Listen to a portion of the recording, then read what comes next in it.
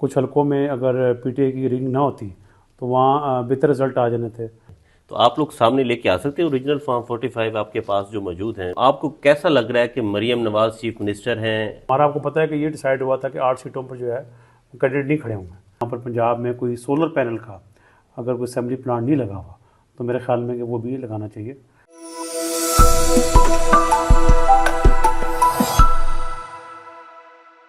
बिस्मिल्लाहिर्रहमानिर्रहीम। V news के नाज़रीन को खुशामदीद। इस वक्त हमारे साथ मुस्लिम लीग काफ के सेक्रेटरी जनरल पंजाब चौधरी शाफे हुसैन हमारे साथ मौजूद हैं। सूबाई वजीर हैं इंडस्ट्रियल एंड कॉमर्स के, और इनसे पूछते हैं कि चौधरी साहब क्या हाल चाल है, किस तरह की आपने हल्फ उठाया है इंडस्ट्री एंड कॉमर्स का, तो कितना इंटरेस्ट है आपको इस वजारत के अंदर? जी, बिस्मिल्लाहिर्रहमानिर्रहीम। पहली चीज़ तो ये है कि जहाँ सियासत की बात है मैं 2004 से लगा हूँ और लोगों की दुआओं से और उसके बाद दिन रात मेहनत करने की वजह से हम जो है वहाँ से मैं इलेक्शन जो है वो जीता हूँ एमपीए का।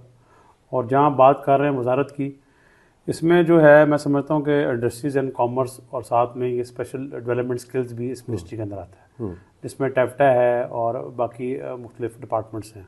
तो मैं समझता हूँ कि इस मिनिस्ट्री में यूथ के लिए बड़ा कुछ किया जा सकता है। यूथ को जो है latest modern skill development tool से हम यूथ को जो है बेहतर तरीके से एजुकेट करके, और यूथ को जो है बाहर के ममालिक में इस वक्त उनको स्पेशलाइज्ड इलेक्ट्रिशियन चाहिए, स्पेशलाइज्ड क्रेन ऑपरेटर चाहिए, स्पेशलाइज्ड प्लम्बर चाहिए।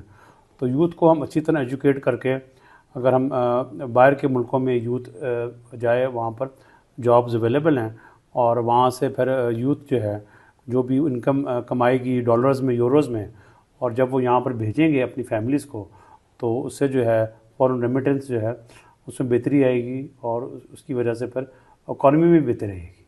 और जो जहाँ दूसरी बात है, इस मिनिस्ट्री में इंडस्ट्रीज़ काफ़ी ज़्यादा हैं। उसमें मैं समझता हूँ कि आज ही जो है ओथ ली है और उसमें इंशाल्लाह कल से जो है मैं मुख्तलिफ डिपार्टमेंट्स की ब्रीफिंग लूँगा और उसमें मैं ये भी देखूँगा कि अगर यहाँ पर पंजाब में कोई सोलर पैनल का अगर कोई असेंबली प्लांट नहीं लगा हुआ तो मेरे ख्याल में कि वो भी लगाना चाहिए, ताकि जो इलेक्ट्रिसिटी की जो इतने टैरिफ्स बढ़े हुए हैं उनमें भी कमी लाई जाए, और जहाँ भी हम कोशिश करेंगे बेहतरी लाई जाए वहाँ लेके आएंगे। जहाँ पर रिफॉर्म्स की ज़रूरत है वहाँ पर रिफॉर्म्स भी लेके आएंगे। चौधरी साहब, इंडस्ट्री वालों को बिल बड़े ज़्यादा आते हैं। इस बिल ज़्यादा आने की वजह से इंडस्ट्री जो है वो दूसरे ममालिक में भी शिफ्ट हो गई है। जैसे बांग्लादेश में कुछ लोग जाके लगा लेते हैं, कुछ चाइना से माल बनवा लेते हैं। तो इसके लिए आप क्या करेंगे इस पंजाब के अंदर? पंजाब में मैं समझता हूँ कि हाइडल पावर के ऊपर हमें जाना चाहिए, जो कि बड़ी सस्ती बिजली है, और इसमें जो है 10-10, 20-20 मेगावाट के जो है कनाल के ऊपर ये पावर प्लांट्स भी लग सकते हैं। सोलर के ऊपर हमें जाना चाहिए। और दूसरा मैं समझता हूँ कि इसमें जो है और बहुत से इसमें चीज़ें हैं जो इंडस्ट्री के हवाले से जिसमें हम बेहतरी ला सकते हैं। बड़े बड़े मगरमच्छ भी हैं इस इंडस्ट्रीज़ के हवाले से, तो कैसे काबू करेंगे, कैसे रोकेंगे? और वो जो मगरमच्छ आप कह रहे हैं, वो मगरमच्छ क्या, आप बताएं ना, वो क्या कर रहे हैं ताकि जैसे कोई वेस्ट मैनेजमेंट जो वेस्टेज है फैक्ट्रीज की वो फिल्टर करके नहीं करते, खेतों को वही लग रही है, वेस्ट लग रहा है। मैं ये समझता हूँ कि कौन सी जी किस काफ़ी ज़्यादा फैक्ट्रीज हैं, जिस तरह फॉर एग्जांपल टेक्सटाइल के डाइंग प्लांट्स हैं, उन्होंने वेस्ट वाटर ट्रीटमेंट प्लांट नहीं लगाया हुआ, और कुछ केमिकल फैक्ट्रीज हैं जिन्होंने वेस्ट वाटर ट्रीटमेंट प्लांट नहीं लगाया हुआ, जो कि उसको फिल्टर करके ताकि उसकी वेस्ट को वो बाहर जा सके फील्ड्स में। तो जिन फैक्ट्रीज़ पर वेस्ट वाटर ट्रीटमेंट प्लांट नहीं लगे हुए, तो मैं समझता हूँ कि उनके ऊपर जो है उनको नोटिस भिजवाने के बाद जो एक लीगल तरीका है, तो उनको वार्निंग देने के बाद मैं समझता हूँ कि जो कंपलसरी है जिस फैक्ट्री में वेस्ट वाटर ट्रीटमेंट प्लांट लगना, वहाँ पर लगना चाहिए। मियां मंशा की बड़ी फैक्ट्रियाँ हैं, टेक्सटाइल इंडस्ट्री है उनकी, तो वो भी इस तरह के पिछली जब मिनिस्ट्रीज थी वो तो रोक नहीं सके थे उनको। ये मैं समझता हूँ कि ये एनवायरमेंटली पर्पस के लिए बड़ा ज़रूरी है कि वेस्ट वाटर ट्रीटमेंट प्लांट लगे, और ये चीज़ जो है इंशाल्लाह मैं जो एनवायरमेंट मिनिस्ट्री के जो कंसर्न्स हैं उनके ऊपर भी ये मैं टेकअप करूँगा मैटर के इस पर जो है मियां मंशा की इंडस्ट्रीज को चाहे जो मर्जी हो, खाली मियां मंशा की बात नहीं है, चाहे जो मर्जी हो, ये जहाँ पर ज़रूरत है वहाँ वेस्ट वाटर ट्रीटमेंट प्लांट जो है वो हर इंडस्ट्रियलिस्ट को लगाना चाहिए जहाँ पर रिक्वायरमेंट है। अच्छा, दूसरा चौधरी साहब, आप अकेले इत्तेहादी हैं, इत्तेहादी पीपल्स पार्टी भी है, आप अकेले इत्तेहादी को मिनिस्ट्री मिली है, तो आपको कैसा लग रहा है कि मरियम नवाज चीफ मिनिस्टर हैं और 18 रुकनी कैबिनेट है, तो किस तरह का काम का लग रहा है कि पंजाब के अंदर होगा? और इस वक्त सर्वाइवल बड़ा ज़रूरी है, काम करना बड़ा ज़रूरी है, पंजाब को, पाकिस्तान को तरक्की करना बड़ा ज़रूरी है, तभी सर्वाइव हो जी, सकेगा। और भी लोगों को मिनिस्ट्रीज मिली है और आने वाले कुछ महीनों में मेरे ख्याल में कि पीपल्स पार्टी भी मेरे ख्याल में कि कुछ मिनिस्ट्रीज का हिस्सा बनेगी। और मैं समझता हूँ कि जो अभी सीएम की जो विज़न है ये गार्बेज के ऊपर और आईटी सिटीज़ बनाने के ऊपर, और अभी आपको पता है कि कुछ ही दिन पहले हॉस्पिटल्स में, सरकारी हॉस्पिटल्स में जो मेडिसिन है वो इमरजेंसी में फ्री कर दी गई। तो मैं समझता हूँ कि एज ए टीम वर्क सारों को काम करना पड़ेगा और असल मायनों में सारों को दिन रात मेहनत करके पंजाब में जो है वो डिलीवर करना पड़ेगा। अच्छा, आपके हल्के से कैसरा अलाई ने अब आज भी पिटीशन दायर की हुई है, उन्होंने आज बात भी की कि रिगिंग हुई है, फॉर्म 45 के मुताबिक वो जीती हुई हैं चौधरी सालिक से। परवेज़ अलाई भी यही बात कर रहे हैं।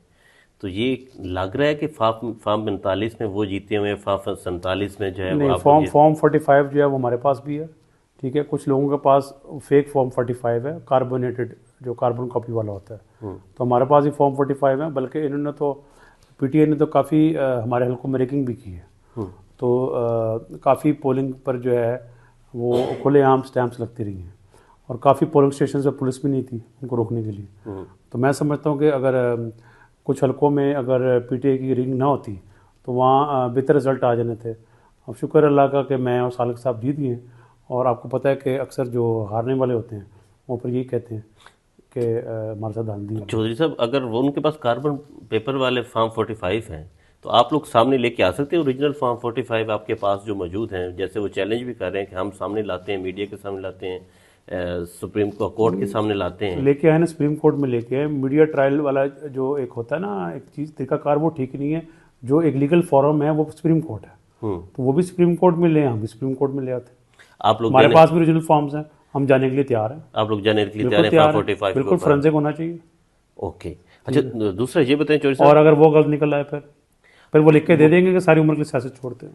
कैसरा अलाई या मोनेस अलाई या परवेज अलाई, अब तीनों में से किसी एक का कह रहे हैं या नहीं, मैं तो पूरे कह रहा हूँ ना खानदान कि को क्या कह रहे उनकी हैं? आजकल जो जुबान है वो मुनासिब नहीं है। तो इशरात हुसैन साहब ने हमेशा इनके लिए किया, और जिस तरह के ये जुबान और कलमात इस्तेमाल कर रहे हैं, मैं समझ रहा हूँ कि वो मुनासिब नहीं है। इसलिए कि चौधरी ज़ुरुल शहीद साहब के बाद हमारे ख़ानदान की जो सियासत है वो चौधरी इशरात हुसैन साहब ही इस ख़ानदान की सियासत को आगे लेके गए थे। और चौधरी इशरात हुसैन साहब ने तो 2 साल पहले ही कह दिया था कि जो घर की ख़वातीन हैं वो खुद सियासत में हिस्सा ना लें। तो अब तो उनकी बहन सियासत में आ गई हैं। वो अपनी मर्ज़ी से आई हैं। हालांकि ज़ुरुल शहीद साहब का भी कभी ये नहीं था कि घर की औरतें सियासत में आएँ। तो अब चौधरी साहब का क्या, चौधरी शुजात साहब का क्या चौधरी शुजात साहब का तो यही कहना है कि इन जिस तरह ये कर रहे हैं और बयानातबाजी कर रहे हैं, इनको इस तरह की गलत बयानबाजी नहीं करनी चाहिए। अच्छा चौधरी साहब, आप लोग जीतने के बाद जेल में परवेज अलाई से मुलाकात करने के लिए गए, आप लोगों की मुलाकात हुई? क्योंकि कंट्रोवर्सी हो रही थी कि आप लोगों की मुलाकात नहीं हुई। मुलाकात बिल्कुल हुई थी। मेरा जो नाम है वो लेट गया था, जिसकी वजह से मैं फिर सुपरिटेंडेंट जेल का जो कमरा है वहाँ बैठ के मैंने वेट किया था। बाकी शुजात साहब, सालिक हुसैन साहब और चौधरी वजाहत हुसैन साहब की मुलाकात हुई थी।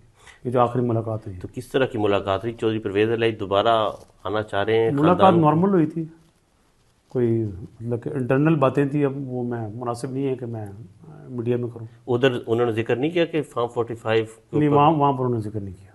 बाहर वो जिक्र कर रहे हैं कि फॉर्म 45? जब मुलाकात हुई तब उन्होंने नहीं किया जिक्र। तो अब आप कैसा विजन लेके आगे जाना चाह रहे हैं पंजाब के अंदर? आप पहली दफ़ा सूबाई वजीर बने हैं, या वफाक में भी आपके बड़े भाई इससे पहले छोटे भाई जो है वो सर्व कर चुके हैं, क्या कहेंगे इस हवाले से? मैं इस हवाले से समझता हूँ कि जिसको जो ड्यूटी मिली है, जो पोर्टफोलियो मिला है, उसमें ईमानदारी के साथ जो है काम करना चाहिए और टीम अच्छी होनी चाहिए, ऑनेस्ट टीम होनी चाहिए। और मैं समझता हूँ कि अब टाइम आ गया कि हमें जो है डिलीवर करना चाहिए, चाहे मेरी मिनिस्ट्री हो, चाहे किसी और की मिनिस्ट्री हो, चाहे कोई ब्यूरोक्रेट है या कोई भी है, उसको जो है अब जो है दिन रात मेहनत करके जो है डिलीवर करना चाहिए। चौधरी सालिक ने सूबाई सीट छोड़ी है, उस जगह पे कौन इलेक्शन लड़ रहा है काफ लीग? वो अभी हमने डिसाइड नहीं किया, वो अभी हमारी मीटिंग होगी तो उसमें हम डिसाइड करेंगे। पार्टी का कोई बंदा आप नॉमिनेट करेंगे या नून लीग के साथ ही उधर एडजस्टमेंट? पार्टी का ही बंदा नॉमिनेट होगा। नून लीग के साथ एडजस्टमेंट की जाएगी? एडजस्टमेंट हमारी सिलेक्शन में नहीं थी, और अभी आगे देखते हैं कि उस हल्के में जो है ऐसा नून लीग नहीं है उस हल्के में। आपके छोटे भाई जहाँ से इलेक्शन लड़े, आप भी लड़े, वहाँ पे नून लीग ने कैंडिडेट पुट नहीं किया, जी। तो सीट एडजस्टमेंट तो होगी आपकी। नहीं, वो शुरू में उन्होंने सीट एडजस्टमेंट पुट किया हुआ था, तो बाद में जो है वो कैंडिडेट खुद ही ऑन ग्राउंड नहीं आया था, इसलिए कि हमारा आपको पता है कि ये डिसाइड हुआ था कि 8 सीटों पर जो है कैंडिडेट नहीं खड़े होंगे। तो जब कैंडिडेट खड़े हो गए नून लीग की तरफ से, तो फिर हमारी पार्टी ने भी ये डिसाइड किया कि गुजरात में भी हमें सीट एडजस्टमेंट नहीं चाहिए, और उसमें पर हमने ये भी फैसला उस टाइम कर लिया था। हमने पार्टी के वर्करों को भी, सारों को ये भी हिदायत कर दी थी कि कोई भी वर्कर या कोई भी नुमाइंदा जो है पार्टी का, वो कोई भी गलत बात शहबाज शरीफ साहब के बारे में या नवाज शरीफ साहब के बारे में नहीं करेगा। और हम समझते हैं कि कोई ये वन मैन शो नहीं, अब जो है सारों को जो है असल मायनों में इकट्ठे चल के मुल्क को चलाना पड़ेगा।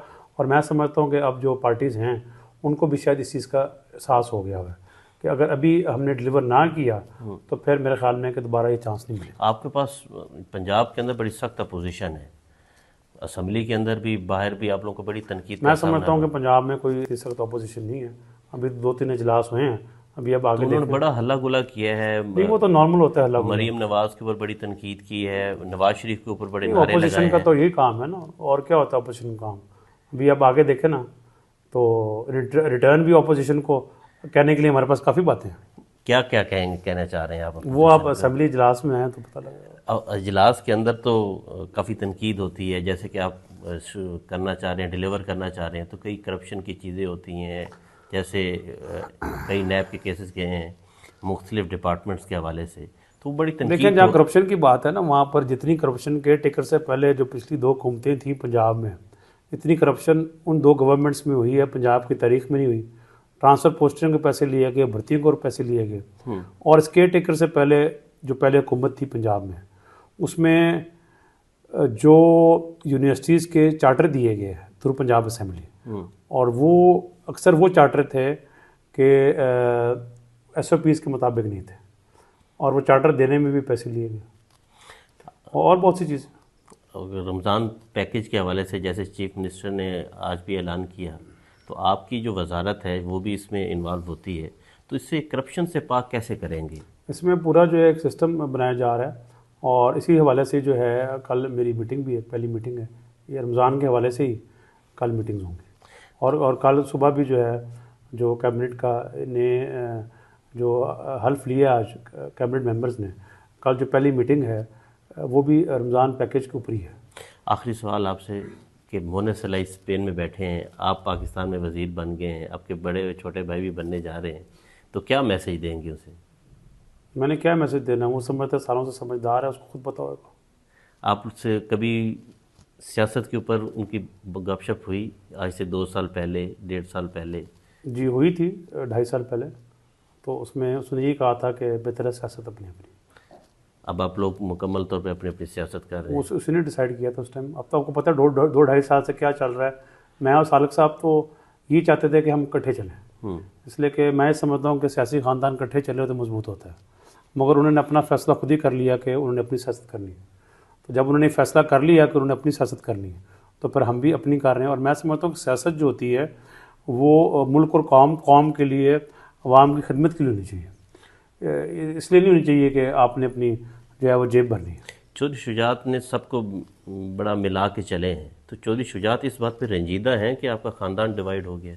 जी काफ़ी थे, उन्होंने तो हमेशा कोशिश की शुजात साहब ने कि इकट्ठा चला जाए, और सालिक साहब और मेरा भी यही प्लान था कि हम इकट्ठे चलें। जब अपना फैसला कर ले 2 साल पहले कि उसने इकट्ठे नहीं चलना, तो फिर उसमें हम क्या कर सकते हैं।